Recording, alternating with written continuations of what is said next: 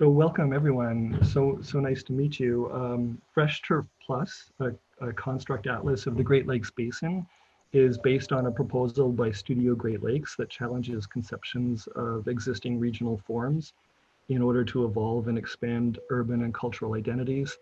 It's the outcome of a 2-week relational mapping workshop led by Elizabeth George for Ryerson University's Master of Architectural Science Collaborative Design Research Studio on Urbanism in the Anthropocene. This book would not have been possible without the support of John Circa and Marco Polo, Associate Chairs of Graduate Studies at the Department of Architectural Science of Ryerson University for the duration of this project, which has been 2 years. As well as Anne Ludbrook and Sally Wilson of Ryerson University Library, who helped shepherd this project to becoming a book. And also a very special thank you. Elizabeth and I both want to thank Arthur Rigglesworth for his instruction, critique, continued support, and friendship through the production of Freshturf Plus. And of course, thank you all to the contributors of this book, some of whom will have the pleasure of hearing discuss their work at the end of this launch, the latter third. So our schedule for this is going to be the first half hour, approximately, my introductions and Elizabeth's setting the context. And then Perry Culper will be giving us a lecture on Here Be Other Dragons. And then the final third will be a selection and a self-selection of students discussing their work based on 3 different themes that we've pulled out of the work in relation to Freshturf Plus. My name is Scott Sorley, if I forgot to introduce myself, and I'm the other co-editor along with Elizabeth George of Freshturf Plus, which is available as a free download from the Ryerson University Library. I've been thinking about land acknowledgement for quite some time, and land acknowledgements, that process arose as a result of the 94 recommended calls to action contained in the Truth and Reconciliation Commission of Canada's report. The territory of this workshop, the Great Lakes Basin, is also a bowl, or the dish with one spoon, which is a treaty between the Anishinaabe, Mississaugas, and Haudenosaunee that bound them to share the territory and to protect the land. In this studio, we wanted to do more than simply recite a land acknowledgement, but rather to ask what deeper meaning we can have as settlers in this territory. And we asked Jeremy Caribou, who is half Cree and half Mohawk, to share his knowledge and teaching of the land that we occupy in our daily lives and that we as architects act upon in our profession.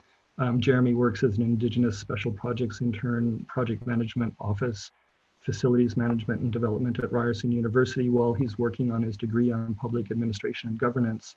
And he gives walking tours of Ryerson University from an Indigenous perspective. And his contribution at the beginning of this workshop had a powerful effect on the studio in general, and on 2 of the contributors' work in particular, Gulmina Barlas and Marie-Hélène Lesiège, who unfortunately are unable to be here this evening. So I thought I'd speak on their behalves and just show a brief snippet of their work. Gulmina mapped separation, isolation, and inequality south of the city of Sarnia, her hometown, on the Amjunang Reserve, where, as she writes, it is common to see employees of Chemical Valley wearing hazmat suits and helmets on one side of a chain link fence, and on the other side, children of the reserve play outdoors. And her design proposal that came out of this, beautiful in its simplicity, was to expand the reserve by deterritorializing Chemical Valley, freeing it back up to its original Indigenous occupation.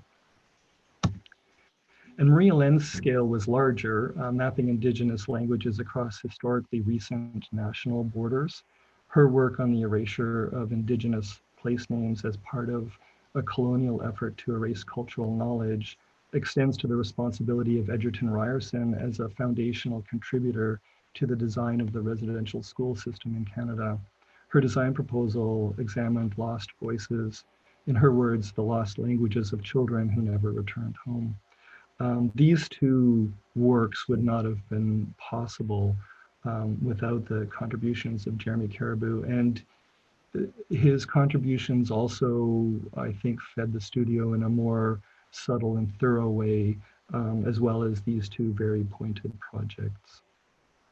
I'd like now to introduce Elizabeth George, who's going to speak on relative to soft space. I'll stop sharing my screen, Elizabeth, and I'll let you share yours.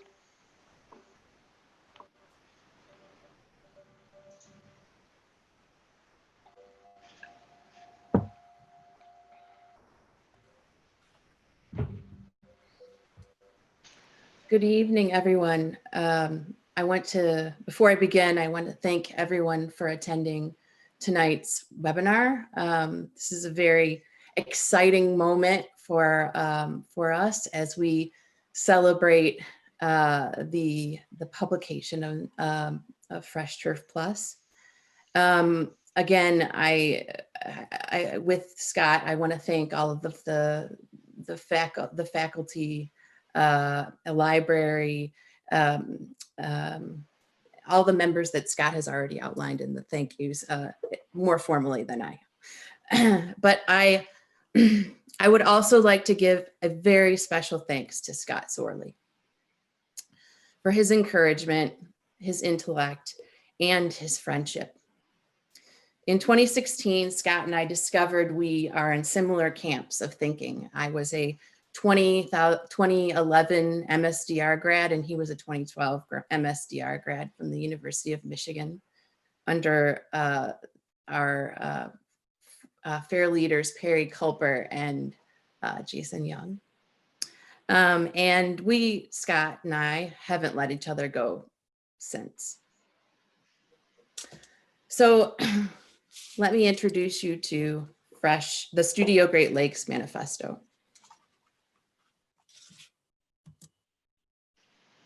Which is not working.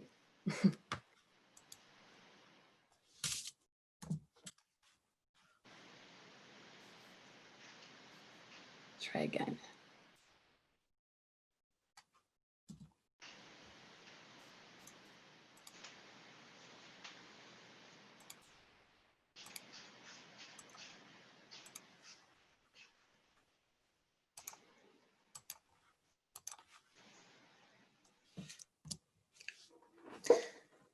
The Studio Great Lakes Manifesto. The divide of the Great Lakes Basin could be the most culturally accurate cartographic line for a new North American region, Freshturf. Political boundaries were established at the center line of Great Lakes water masses. At the Earth's surface, however, social, cultural, and economic lines blur. Value systems within the Great Lakes Basin are relational, celebrating and relying on this major environmental system. Thus, political borders are fundamentally soft in nature and compromise otherwise rich regional cultures.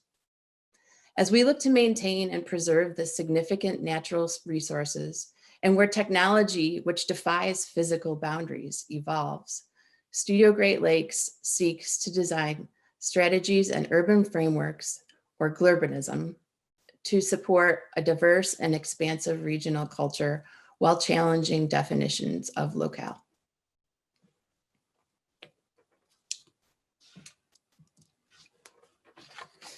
I'm a Great Laker. I grew up in the Great Lakes in Michigan. I was raised in Plymouth, Michigan. I went to school in Ann Arbor, and I spent the summers at the George Cottage in Caseville on Lake Huron in the thumb of Michigan, the mitten. My toe reached outside of the Great Lakes for a year in Washington, Illinois, a community just outside of Peoria. From Washington, I lived in Chicago, then back to Michigan, and now in Toronto. The culture and thus my experiences in each location vary. There were distinct differences in Washington and Peoria where I was told I had a northern accent. And it was notable that the Illinois River and the Mississippi were the biggest bodies of water to watch, and farmland was dominant. The Great Lakes were out of sight. In Chicago, and in its mix of Midwesterners, it became obvious that I was not a Midwesterner. Growing up in the Detroit area, watching the CBC with curling matches and hockey night in Canada, I had more in common with the Canadians than Iowans and Nebraskans.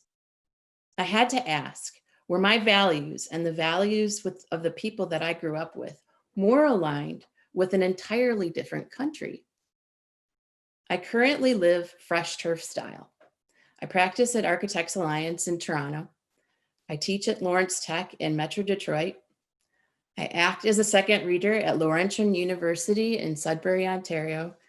And of course, I cottage in Caseville. Visits to Chicago are frequent.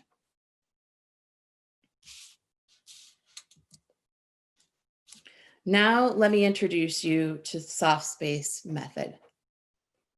Established while in the Masters of Science in Design Research program at Taubman College at University of Michigan in 2010, and influenced by the rhizome, the introduction to 1,000 Plateaus by Deleuze and Guattari. Space and matter are held together by one's perception, based on norms, customs, traditions, and institutions. Soft space is latent within the space-matter configuration. When one questions the values, meanings, and ontological form of something, soft space becomes active. In this charged moment in space and time, fragments are revealed. Deleuze and Guattari would refer to this as an event, and Agamben would call this putting something into play. One cannot physically occupy soft space. It is phenomenally formulated, materialized, and bound, but can affect physical conditions.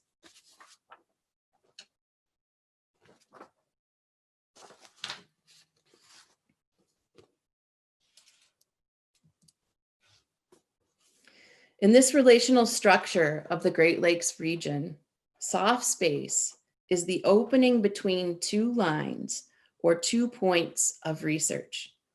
The new configuration, a construct with spatial and formal dimensionality, enables one to consider each fragment or latent context. Soft space is within the relationship between definition, interpretation, and translation. The deconstruction of hard space or previously interpreted conditions is purposely disorienting, no longer fused by notions and thereby demanding a method for interpretation. Soft space enables one to imagine anew.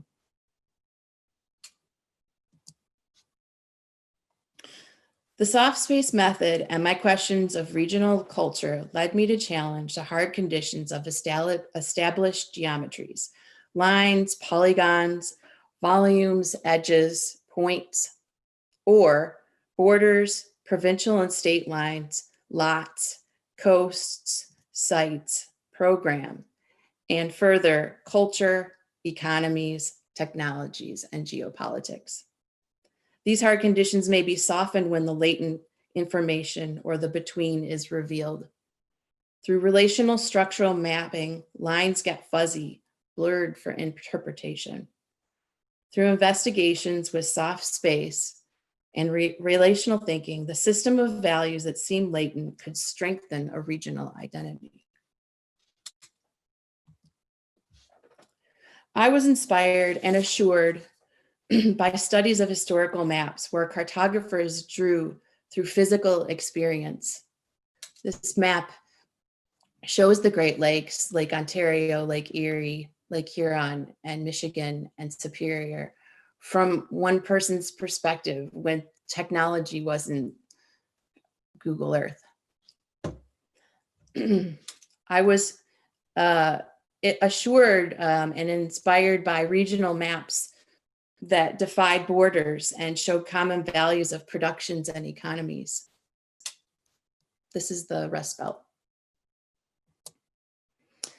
I was also assured by Joel Garrow, where he, in his book on 9 Nations of North America, defined his own regions, his own map, based on experiences as a journalist traveling around the country and engaging cultures. And I was inspired by the desire for future mega regions. that could provide opportunities if only our minds were open to new considerations of space and structure. Here you can see the Great Lakes region is defeating boundary. So now fresh turf culture. The Great Lakes is a set of contiguous and iterative systems with social, economic, technological, and cultural implications that reach around the earth. Its coastline is a seemingly cultural, which is a seemingly cultural edge, is, as Deleuze and Guattari would say, a multiplicitous middle. Coasts of water bodies are under constant change as water levels rise and fall. The ephemeral quality exposes the coast relationship to larger structures and is also a tangible reminder of the expanse and continuity of the land. When one stands at the water's edge, one feels connected to systems at greater distances. It is with contradiction that the Great Lakes coast and water masses act as political dividers, thereby compromising the rich regional identity. When the local inhabitants take borders to heart, the result is an obfuscation of cultural and economic similarities, common values, and natural and geographical interrelationships that, coupled with an inability to accept difference, leads to divisive situations currently occurring at multiple scales. Methodologically, Freshturf Plus encourages the design community to acknowledge and respond to altered anthropogenic forms with new design technique. Changes to regional forms in and around the Great Lakes reorient to offer new lines, geometries, and reference points. Altered spatial relationships can lead to new interpretations and translations of context for contemporary visioning.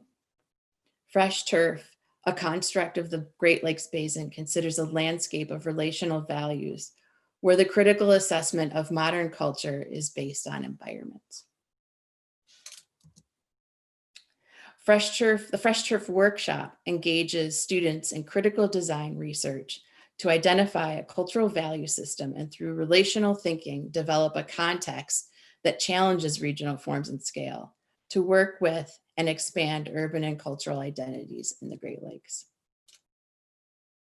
So that's the end of my formal presentation. I want to set up for the discussions later and to orient the guests who may not be familiar with the geography. Here's a short lesson. So here's the Great Lakes Basin with the 5 Great Lakes, Lake Michigan, Lake Superior, Lake Huron, Lake Erie, and Lake Ontario, and their relative systems. So the Illinois River, which leads to the Des Plaines, and the Chicago River are connected to the Lake Michigan through a lock. Niagara Falls between Lake Ontario and Lake Erie, and the Erie Canal.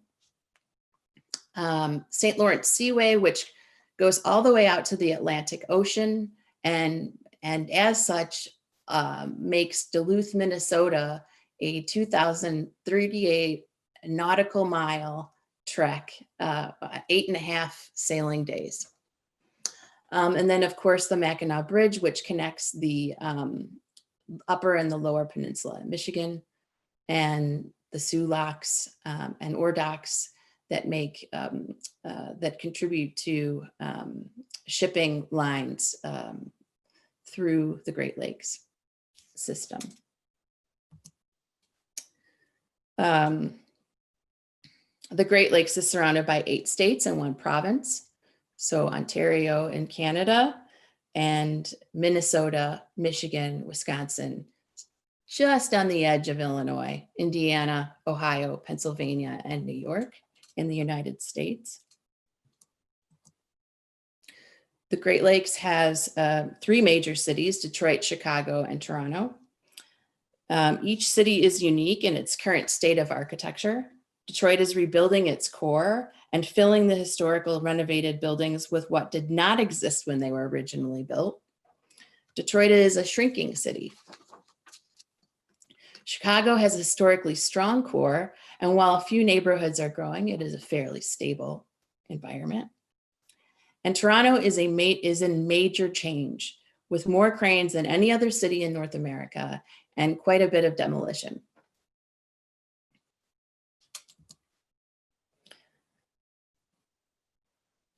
The Great Lakes Basin as a cartographic delineation also puts the cities within the relational territory,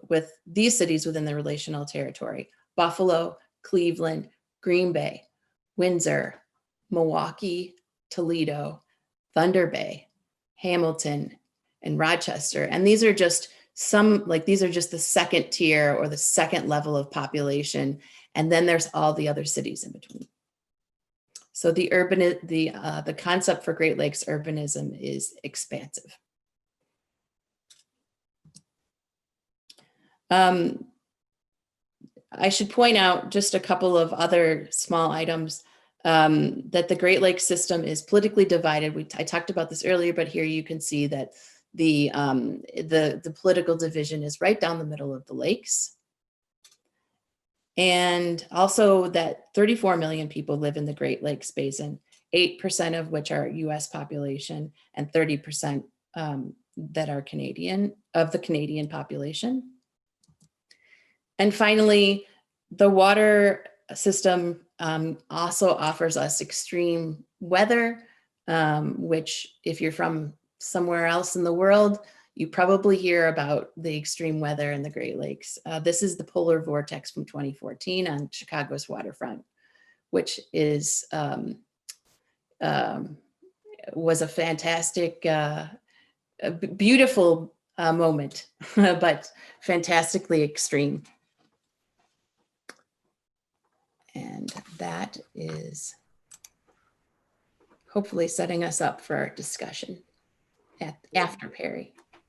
Thank you, Elizabeth. I'll introduce Perry, and Perry, you can share your screen. Perry was an inspiration to the studio, and Elizabeth and I would like to thank him for his generosity in sharing his work with us over the past decade and more, and specifically participating with us today. Perry is an architect and associate professor of architecture at the University of Michigan. His primary interests include the roles of generative potential of architectural drawing, the outrageously different spatial opportunities offered by using diverse design methods in design practices, and in broadening the conceptual range by which architecture contributes to our cultural imagination. In 2013, he published pamphlet Architecture 34, entitled Fathoming the Unfathomable, Archival Ghosts and Paradoxical Shadows, with his friend and collaborator Nat Chard. Perry, share your screen, please. Yeah, thank you very much, Scott and Elizabeth, and to all the contributors and people on the call. Trying to put this together, I'm not sure that this will make any sense. This feels like a bit of a pot shot at some things that you're trying to discuss, but I'm going to share with you some images and some thoughts that are rangy, from relational structuring to things to do with the naming problem and techniques for working and so on. And I'll try to move through things fairly quickly. I've got a second part to the PowerPoint, but we may not have time for that. And that just has to do with work that I've done. Let me share the screen with you. Okay, can you see that? Yep. Okay, let me start with this. Words that I don't tend to use: public, private, community, neighborhood, system, truth, beauty, inter, trans, cross, disciplinarity, context, site, program, meaning, reading, architecture, time, human scale, building, architecture, my concept is, path, journey, problem solving, and so on. So just to be a bit of a disclosure there, this has to do with my interest in both the naming problem, but also relational thinking. So here be other dragons. here be dragons. You may all well know this better than I do, but here be dragons means dangerous or unexplored territories in imitation of a medieval practice of putting illustrations of dragons, sea monsters, and other mythological creatures on uncharted areas of maps where potential dangers were thought to exist. So for me, this was incredibly liberating to come across this conceptual framework that allowed me to begin to think about things like mapping in early days of my own work, but also in terms of being willing to put things out that were risky, things that I didn't know about in forms of representation with respect to relational structuring. So for me, I want to start relational structuring with the pencil. And I've got one in my hand. And often what I ask students, and we may have talked about this, Elizabeth and Scott, and surely Jason has heard this, but I ask myself, because I'm interested in the naming problem, and I'm going to get to that in a minute, I ask myself, what makes the pencil possible in the world? And the students look at me quite quizzically and wonder, what in the world is he talking about? He's holding a pencil. What is he asking us? So I then talk about the relational structuring, things that belong to the possibility of the arrival of the pencil in the world, the history of writing, deforestation, censorship as related to something like an eraser, mass production, other objects that dismantle or dematerialize themselves over and through time, and so on. So for me, in terms of relational structuring, those conditions, based on their situatedness, belong to the construction of the pencil, and the pencil to the construction of situations to which it refers. So relational structuring for me is not what things look like or what they're named or their surface appearance and so on. It has to do with all of the relationships that belong to, in some circumstance or condition, to an object or phenomena or conceptual framework.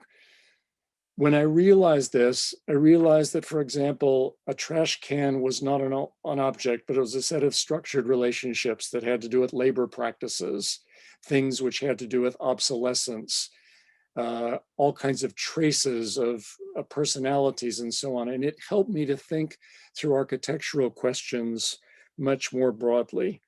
So I don't think of, when I look at a dinner table where a meal has been eaten, for me, the things that structure it have to do with gender questions and identity, caloric intakes and outputs, gestural structure and movement, all kinds of ethnic predilections and so on. So just to build out, my understanding of relational structuring has to do with all the relational conditions that are temporally structured, that belong to a situation. So this, and I think about relational structuring to do with the type of relations, the magnitude or strength of those relations, and the temporal structure of relationships. So I think of the world as structured through relational contours, that we have different intentionalities and attentionalities towards and with, and we participate through situations, the constant reconfiguration of relational assemblies in our abilities to grasp and participate with those things, and reciprocally those things with us. So I don't think of subject-object relations. I don't see, the world is not structured that way. The world's not there for me and me for it. So I just want to point to the relational structuring realm. And I'm going to show you now some work to do maybe with your realms to do with mapping and visualizations, in which we tried to think about relational structuring. So I did a piece of work in 1996 called David's Island. And I made the work, it was an open program, a competition, open programming and a competition in which the scope of the work was left to the competitors. And I used the drawing as a way to hold heterogeneous ideas together as a way to visualize phenomena, conditions, and so on over and through time, and as a way to generate programmatic initiatives that would allow me to deal with the content of the work. So when people saw this drawing, they thought of me as a mapper, because there are things like indexes, there are things like grids, there are things like legends, there are things that appear to have to do with mapping. I don't think of myself as a mapper. I think of myself as trying to do phase-specific representations to do with what I'm working on, and mapping and those things that belong to mapping may belong to that world. But I'm going to show you on the ground now, just quickly, some work that was done at that same time. I was teaching both at Penn and SciArc at the time, and this has to do with relational structuring. And essentially asked the students to unpack a spent condition, so a dining table where a meal had been eaten, an unused medicine cabinet, space in a basement that hadn't been visited for a long time. And I said, if we can unpack that realm, those realms structurally through visualizations, then we should certainly be able to design that way, to structure relations visually, to work towards architectural landscape promise. So I'm going to just show a handful of examples here of that work. So in this case, Chris was looking at the basement, an old sink, a rotted guitar, newspapers that were stacked on top of one another, brick, blah, blah, blah, blah, blah. And he basically made a visualization to try to unpack what kinds of things were structuring that situation. Another example where Taylor was trying to unpack what structured the possibility of the bed, from his wife and himself, sexuality, to dream states and cyclical things, to do with celestial movements, to the topographies and physicalities of the bed itself. So this is a 7 foot long by roughly 5.5 foot wide built photograph. And then this is a drawing which tries to unpack what structures that realm. This is just a detail. So this is pre-digital stuff. These are all drawn things or xerographically transferred and so on. Then we said, sorry about the poor quality of the images. We said, if you can unpack things in terms of the relational structuring, then certainly we can begin to design things. So these are drawings that Taylor made towards a design proposal with respect to a site that we were working on in one of California's high desert areas. So, and I'm going to show you a series of drawings that we then called bridging drawings, which allow the strategic plotting, which was related to the work that I had just previously done. We're trying to plot strategically key ideas and interests and so on. And then the students were asked to develop bridging drawings, which tried to avoid the crisis of reduction, that is, reducing things too quickly with respect to the relational structuring that they were after. So a lot of my work has to do with dexterity and plasticity and being able to operate differently in different situations. But another part of it has to do with the crisis of reduction and not reducing things too quickly in a body of work. So this is partly what the bridging drawings had to do with. And these are bridging drawings that come from a studio that was offered at Penn in this case that Taylor was working on. I just want to show you a couple of other poor images, let's say, for sure, because I'm on my way to the airport with a 35mm camera in a review where there are 200 people milling around looking at the work.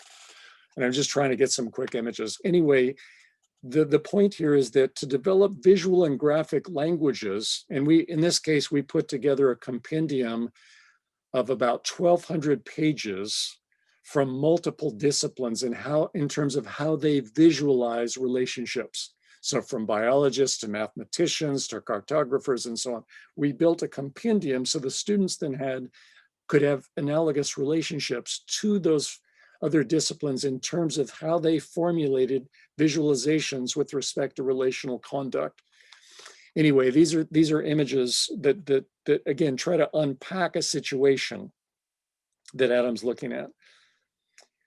In this case, it's SCI-Arc. This is basically a site reconnaissance. It's a kind of an autopsy, excuse me, that looks at relational structuring and tries to find visual corollaries or languages to unpack the key things that are structuring a particular site seen here that Craig would eventually work on. And so this is that same drawing, and these are generative drawings that use a range of techniques from indexes and notations, diagrammatic things, figuration, drawn parts, and so on to try to relationally structure or get involved with the things that his work is interested in.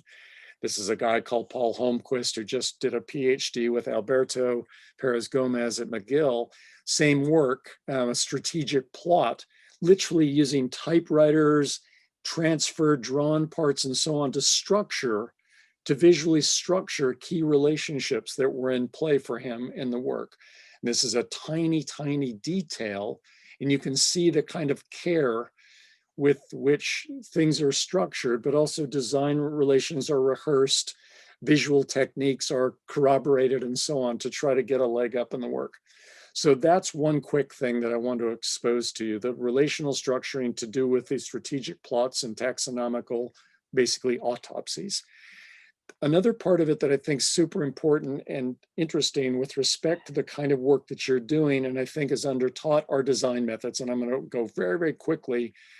I'm going to through identifying 14 design methods. And I think design methods are critical when you're asking the kinds of questions that Scott, Arthur, and Elizabeth are asking you.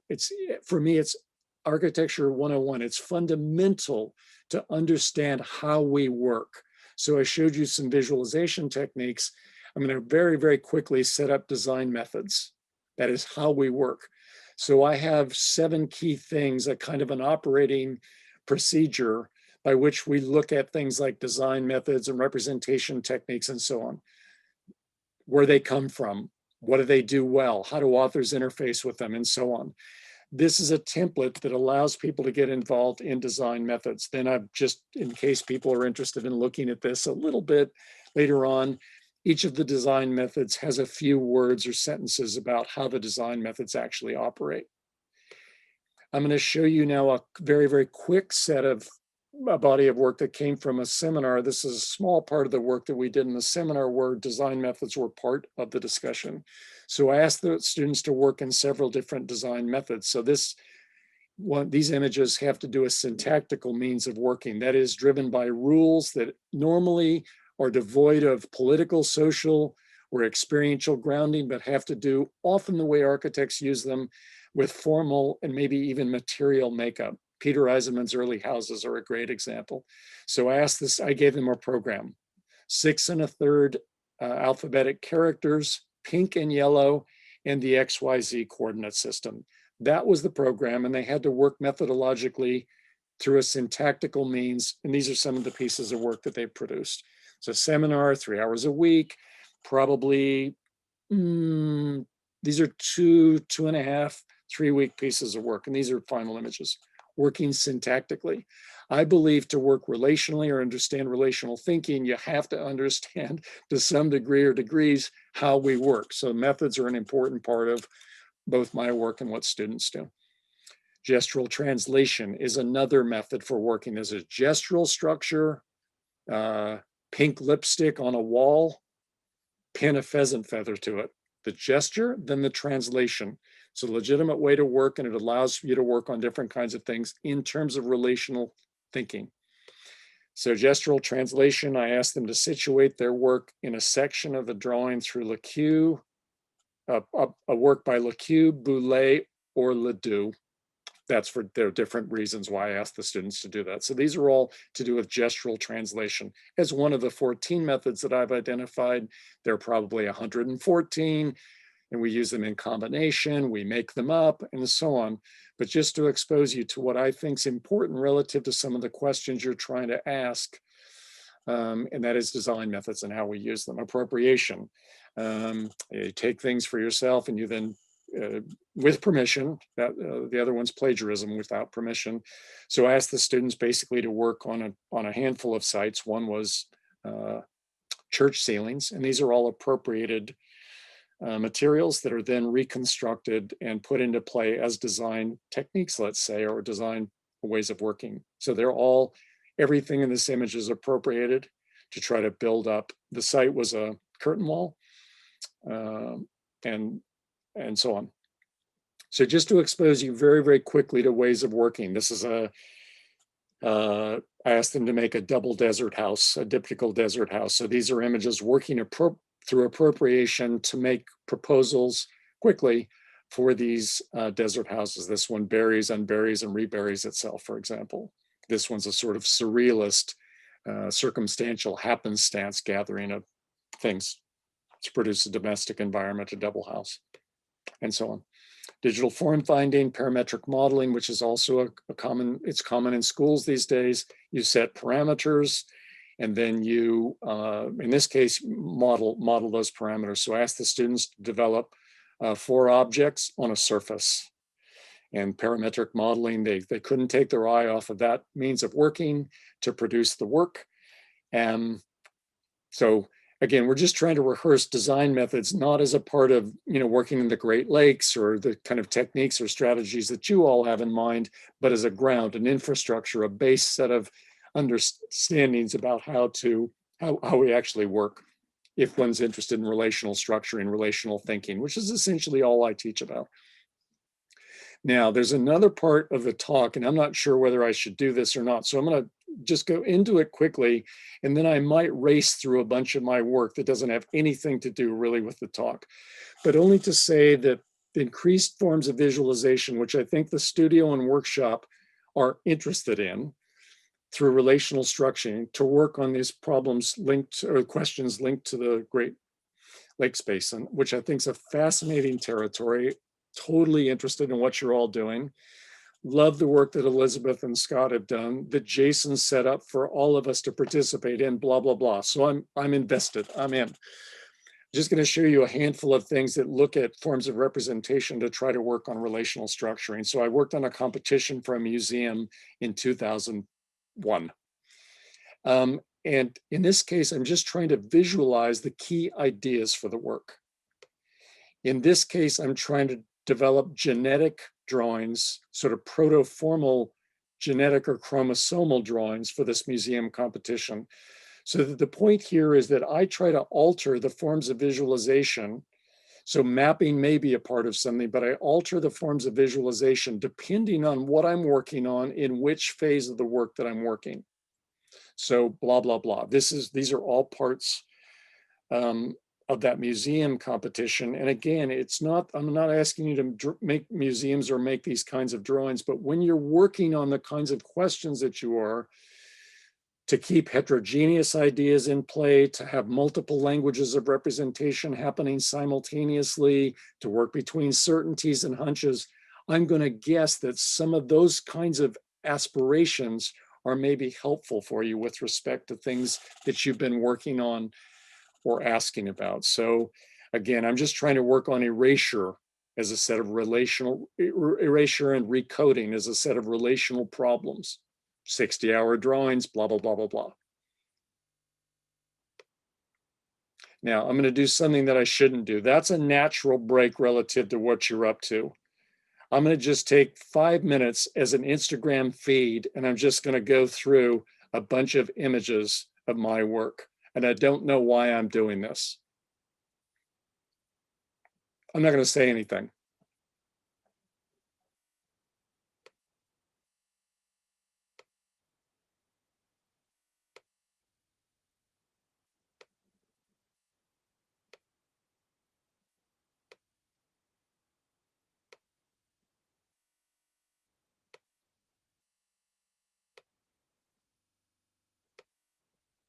This is closer to your world. I will say something. The Metaspheric Zoo. Strategic plot.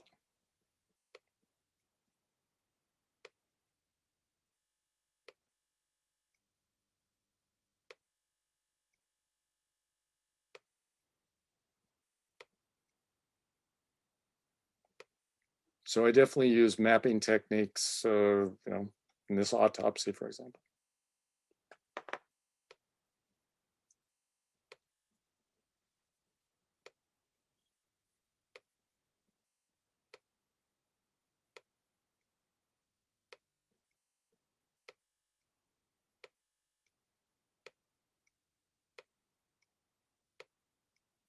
This is with my friend Nat Shard.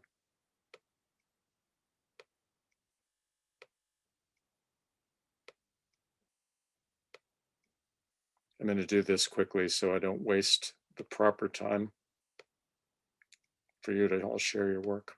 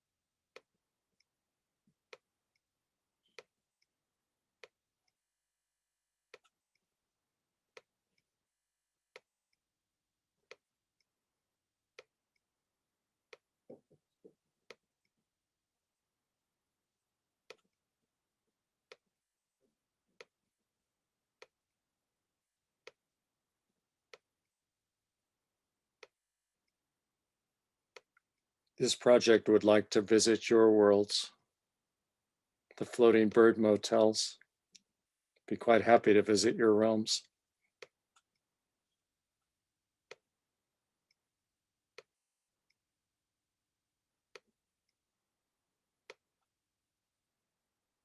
It's Jason's man, Carl.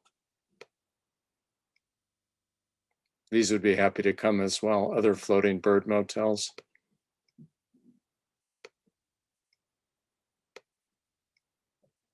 Almost finished. These would as well. Aerial Diptych Follies would be happy to come.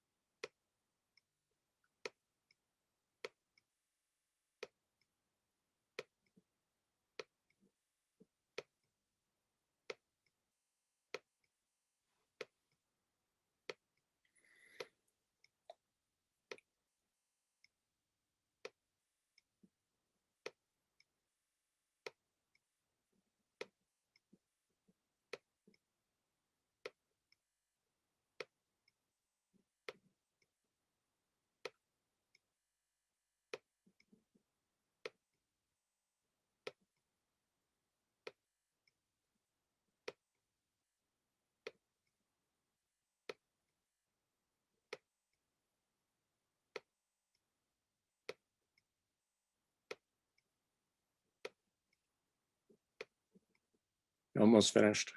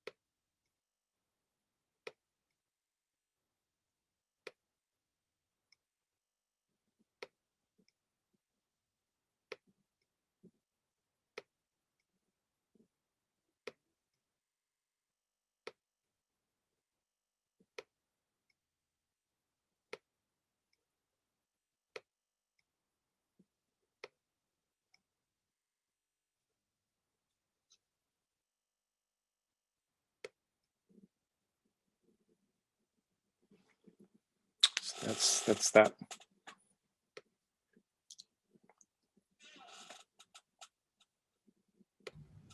Well, thank you, Perry.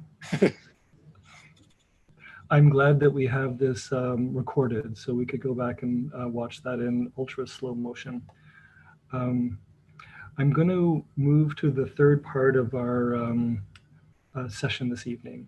And that is three quick and probably not as quick as you, Perry, presentations by three groups of students each, and no longer students, but student contributions to the book. And frankly, this book is all about this work that we're going to be looking at now. And I've done the violence of organizing the three groups of three under themes, and I'm going to ask all the individual contributors to just run through their interpretation, extrapolation of the Great Lakes Basin through their researches. And I'd like everyone watching to just take note of the multiplicitous ways of looking at the middle of this problem. So I'll share my screen here. And I'll start with this first group, down, there, Chemistries, which is a way of organizing three of our panelists today, Maya Orza-Jakowska, Christian Ian Antuono, and Kate Korotoyeva. I'm sorry, I mispronounced your name, Christian. I've organized a set of 6 images. So the first is Maya presenting on cultural pollution. Maya, did you want to take a few moments to speak about this work? Yeah, sure. Thank you. So I think the work, which is, it's a little bit dark on my screen. I hope it's reading better on other people's. But it sort of looked at the way social media technologies are capable of these kind of amazing compressions, expansions, and overlaps. And they've been linked to increased rates in anxiety, depression, and simultaneously the increased use of pharmaceuticals to manage these conditions. And the reason this became interesting to me in the context of the Great Lakes was because these pharmaceuticals break down into components which sort of flow through our systems into the waterways and then into the systems of the previously healthy wildlife or environment, or in this example, fish, who are, in the case of the fish, they sort of become numbed, attracted to light, which all of a sudden makes them less fearful of predators. And these kind of behavioral changes result in very serious changes within the ecosystem and those sort of balances. And I think this reveals how our kind of own cultural pollution and corresponding suffering emanates beyond the binaries and boundaries of a single body, species, or materiality, and then kind of exposes these physical and emotional resonances or shifts that occur within the shared environment. And so this is really just kind of a projection of how some of these, I guess, text messages or examples of this sort of social media use link the individual user, human, to these other species. Thanks, Maya. The next, and I'm going to recommend everyone download the PDF of the book so you can go through the projects more carefully and read the writing about each of them. The next would be by Christian Ian Antuono on the subject matter of waste, following from Maya. Hi, yeah. So my mapping exercise explored the hydrosphere in the Anthropocene, specifically investigating the tension between the urban and natural environments in the Great Lakes megaregion. So as our urban environments are expanding, we combine that with actions of covering, diverting, and deflecting through a hidden network of subterranean infrastructure, resulting in masses of pollutants entering and damaging the balance of clean water in the lake, or in the lake system. So as our cities and their peripheries continue to grow and expel their wastes in great quantities, this hidden rhizomatic network of natural and man-made systems becomes evident, provoking questions of whether our cities could ever be ecologically good. So in the drawing and in the mapping exercise, just trying to collage together a number of different factors, both physical and psychological, that led to this idea of urban versus natural and this sort of us versus them mentality that is sort of prevalent today. And I think it's trying to expose this sort of interconnected system to start that conversation of something that is, I guess, wastewater specifically, something that only impacts us when it's sort of forced upon us, whether it be through flooding or E. coli bacteria impacting beaches. So trying to start that sort of re-understanding and reinterpretation of how we deal with waste, specifically like in our urban environments.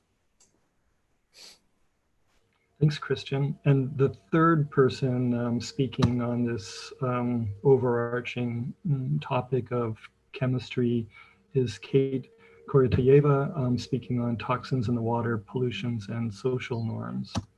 Kate. Thank you. Good evening to all attendees. So for this work, I was sort of fascinated with the drawings that Elizabeth showed us in the beginning of the seminar, that sort of exposed the complex nature of the US and Canada border. And what fascinated me the most was that unlike persons and goods, wildlife, forces of nature and toxic chemicals can travel freely through this porous border, sort of unrestricted. And I decided to try and map the journey that different toxic substances take sort of back and forth across the border, and how the policies, values, and moral economies on both sides generate those toxins. So this mapping sort of traces the toxins that I could find information on, and sort of sources that generate them, from agricultural, extensive agricultural practices to coal plants on the US side. So if I think one of the images is a zoomed in image of Toronto. One of the fascinating discoveries that I sort of uncovered for myself when doing this exercise was the journey that mercury takes across the border, and sort of piles up across the border by currents in the lake and piles up near Toronto. And mercury is actually produced by factories and coal plants in the US. And despite the fact that, Canadians are so proud that, we have no such plants anymore, that we produce energy different ways, but we still feel the effects from the other side of so-called border. So yeah, this mapping shows different pathways, laying grounds, the toxins in Great Lakes, where they sort of pile up. Thank you, Kate. One of the things I liked about, all three of your projects was, at first they look abstract, but as you look closer and closer, you realize that every line has a specific meaning that is data-based, that they're all interpretable, and through that, through these complex drawings, information can be gleaned. The next three contributors are going to speak on a topic that I've constructed around their work of ex-urbanisms. The first, Mitch, is writing on the title, under the title of soil. And I would say in terms of the reach geographically of the work in the book, this probably reaches the furthest. Mitch. Oh, great, thank you. So yeah, I looked at the ever tightening relationship between Toronto and Prince Edward County. Torontonians have developed a sort of a desire for the grassroots culture found in the county due to the winemaking and traditional farming practices that kind of continue to occur out there. And sort of this desire to escape from the city. So this relational mapping kind of shows over time how that relationship between the city and the county have grown and changed, and it kind of helps to pinpoint how these types of grassroots ways of living. So, you know, getting local farm fresh vegetables and wine and beer from these local manufacturers has become sort of out of reach for the inhabitants of the county, and is now this sort of, you know, due to the living in a capitalistic society, how it's become this sort of upper echelon thing for these more wealthy people from Toronto to access. But what's really interesting about all of that was that it kind of all comes back to soil and how, you know, the soil's the underlying thing that allows those sorts of practices to occur. So you need to grow grapes in soil and vegetables. And if, you know, for farm meat, obviously you need to have soil to grow the food for the animals. And so as Toronto sort of devours the culture out there, they're contributing to this degradation in soil and ultimately kind of completely destroying that lifestyle. So I guess mine kind of is a little perhaps dystopian in what it's looking at, but it's sort of just looking at the progressive degradation of sort of a society based on soil. Thanks, Mitch. Amir has done some relational mappings on city form and failing urbanism. Amir. Yeah, the main question that I was interested in from the beginning was, is legible planning possible? I was interested in the tension that I observed in the plannings of Chicago, Detroit, and Toronto between the egalitarian planning that we are familiar with, that is based on an open centripetal grid, and that tension between that and the mega vectors and the forces of global infrastructure that compromise that. And we know that the Cartesian grid ideally allows for the manifestation of difference as it prescribes a legible abstract boundary. But it is compromised by the forces of necessity and efficiency that the contemporary cities demand. And this is a retrospective kind of analysis, and we know that all modes of conceptual thinking and relational thinking demands that kind of interrelations. But the overarching question still remains that, especially from a local perspective, is that can we achieve that kind of clarity, or perceptual clarity on the local perspective in the contemporary context? Do you have an answer for that question, or some guesses you would want to take, Amir? Well, it's there is optimism with regards to the 19th century kind of motive. The grid system we had, but I have no clear answer for that. But the moment when the grid collides with these forces, it creates the spatial residues that creates opportunities for people that live in that area. But in order to take advantage of that in any possible way, I think the first step is not to think about how it operates objectively, but also it is more important how it could be legible to the local. Yeah. All right, thank you. Hold on.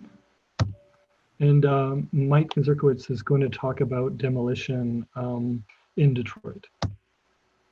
Thanks, Scott. Thank you. Yeah, so I have been quite interested, I guess, in the act of demolition, and looking at Detroit, I was interested in understanding how it was kind of institutionalized and used to revive this city that was designed to decay. And Elizabeth touched on this a bit, you know, with it being a key part of the Rust Belt early in the book. So these exercises sort of try to capture the pace of demolition and the amount of material and the toxicity of its disturbance, which for the most part seems to come in the form of lead and asbestos. And they sort of ask, what trauma does this demolition inflict? Because no matter how clean, I guess, tabula rasa design thinking might kind of seem, it's really pure fantasy, I think. And its political sanctioning in Detroit suggests that what we're talking about isn't really a question of demolition or vacancy, but maybe a question of growth. And I think that when we see the messiness of it, we should sort of recognize our unexamined bias toward growth. Growth of what, Mike? Economic growth primarily, but I think growth of population as well, you know, growth of our species. Thank you. And then our final three contributors under the loose topic of systems failures, Khalik Azizi, RP Katrajan, and Andres Guzman Romero.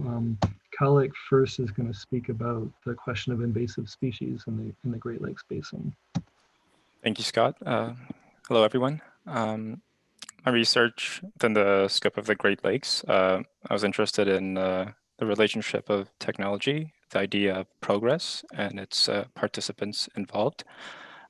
So I really began by questioning the idea of subject matter in the Great Lakes exploration, led me to question the scope of the participants and the boundaries of their influence. I used the example of the St. Lawrence Seaway, which was seen as a technological progress, and I wanted to express that idea as a paradoxical notion of progress as something that was both beneficial and detrimental.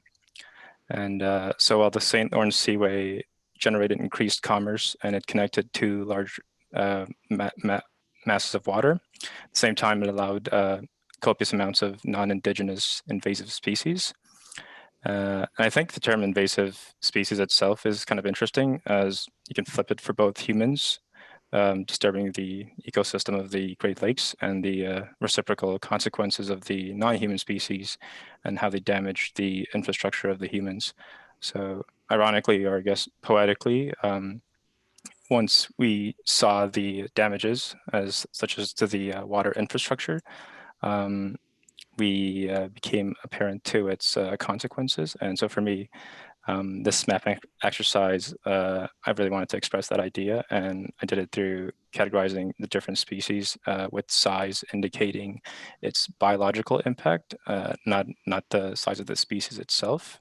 And I think what was interesting to me at the end was this kind of reframed my idea of progress from something that is linear to something that is always in flux. In the Great Lakes, I think the participants and their spheres of influence are always changing, always dynamic in its relation to each other.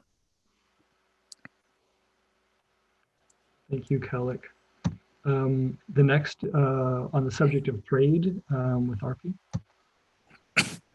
Thank you, Scott. Hi, Arpi. Yeah, the St. Lawrence waterways, like cargo ships, not only bring invasive species to the Great Lakes area, but also bring 100 billion Canadian dollars worth of cargo into the Great Lakes region.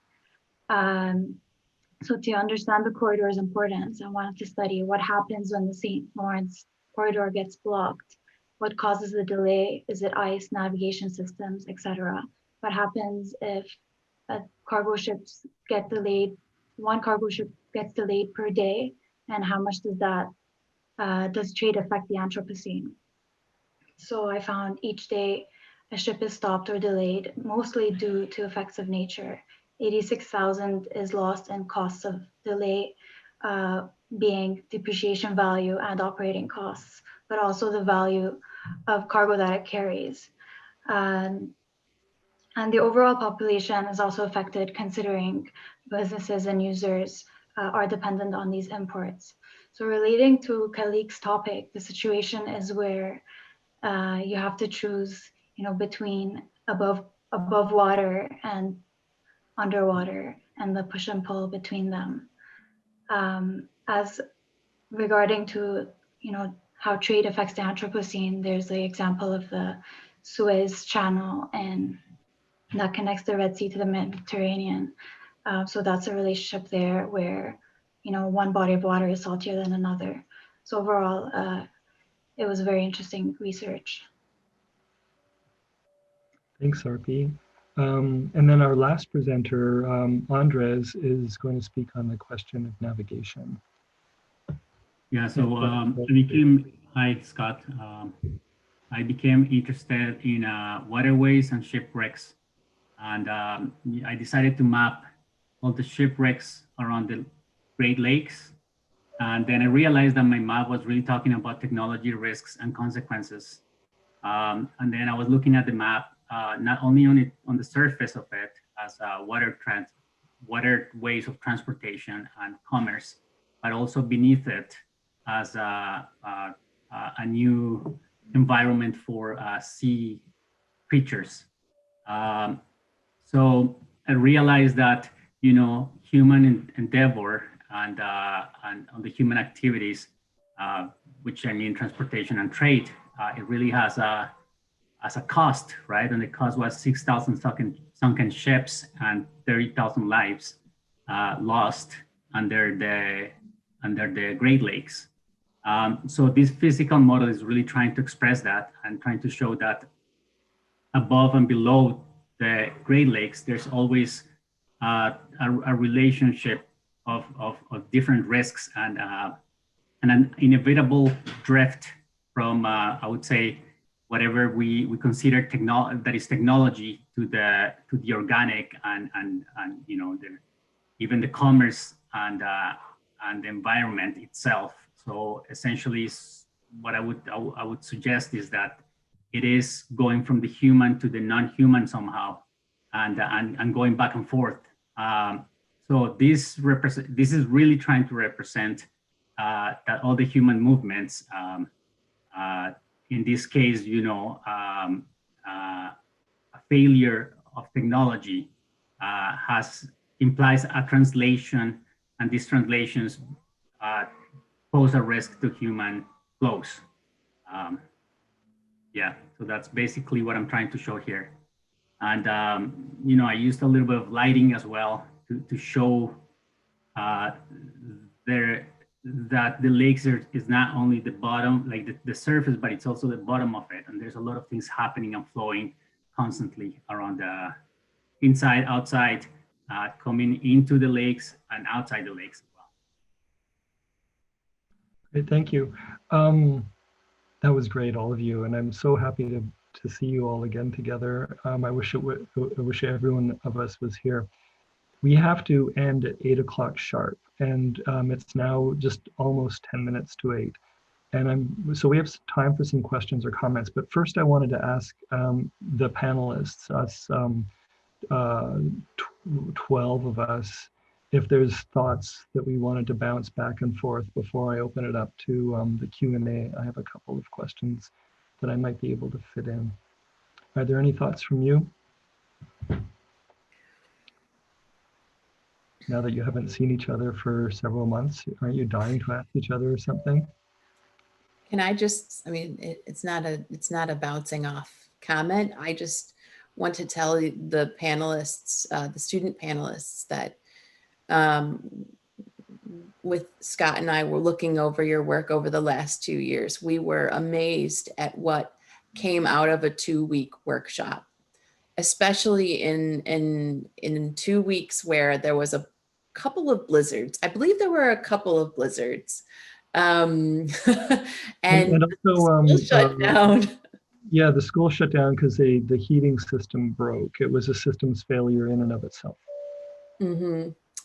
And so, you know, we both look back on this workshop with so much fondness, and the work that you've done is so amazing. I just want to make sure that that's reiterated to you at a time, you know, outside of a constructive critique, that your attendance tonight is extremely appreciated, and your work is something we obviously felt the world needed to see.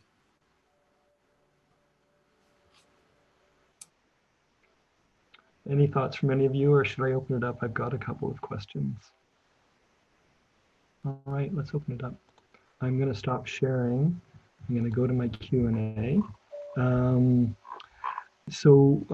Dimitri, I'm going to move you into the main group so you can, and if you want to ask your question that you've typed in, and so you can ask it now in person rather than through text. How are you, Dimitri?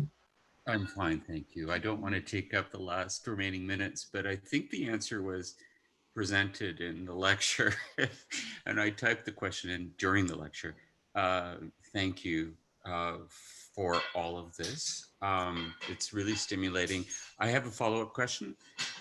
For me, I just thought of the connection between high tech. You know, obviously technology is high tech, and we had, in the 20th century, we had high tech architecture.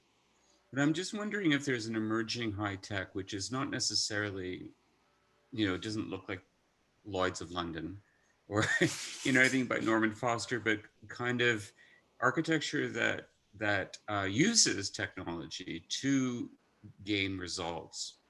And I think I found this whole session very inspirational, and it's gotten me to think a little bit more about my work as a general architect, and how I feel I don't have access to high tech computational stuff, but maybe just the tech that I do have might be able to be used differently, so that I can create generalist architecture that might be imbued with more of the local, more of the vernacular, more of the landscape, more of everything that we value moving further into the 21st century, 20 years into the 21st century. So thank you again. That was more of a statement than a question, I guess.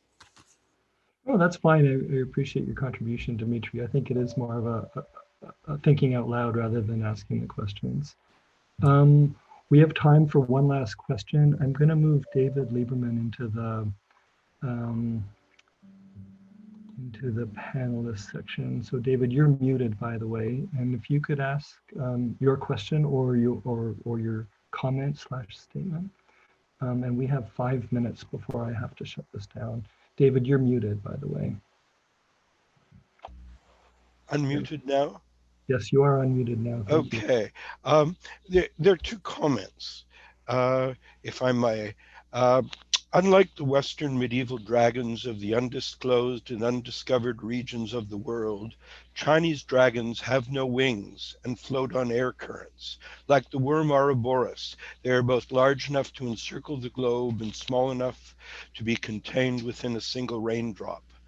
The traditions of Asian geomancy suggest that the shifts of tectonic plates are the ripples of the scales on the dragon's backs as they emerge from the earth, and the glacial traces are the memories and scars of the talons on the landscape. the landscape that is the territory of the Great Lakes.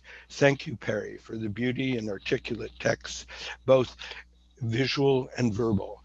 And we will always have pencils to take flight.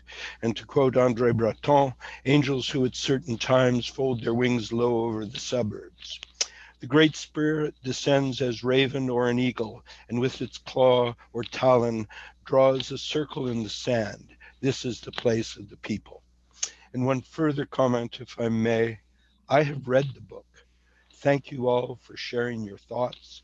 It will hold a very special place in my library. Well, thank you very much, David. I think that's a really nice way to, Thank you, congratulate. David. That was very nice. And Elizabeth, it's great. It's great.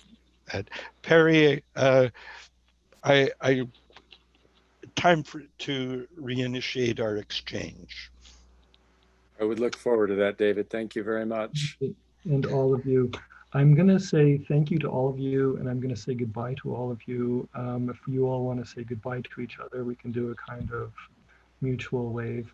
And with my gratitude, and I know Elizabeth's gratitude as well, thank you very much for everything you've done for us. And hope to see you soon. Keep in touch, please. Yeah, fantastic. Thanks to everyone. Absolutely. Yeah, my world is enlarged. Thank you, thank you, thank you. Ours are as well. All right, good night, everyone. 8 o'clock. Enjoy your Thursday. And hopefully we'll see you soon in a better world. Yeah. Good night. Good night. Good night. Thank you. Bye-bye. Hi, thanks again. Thank you.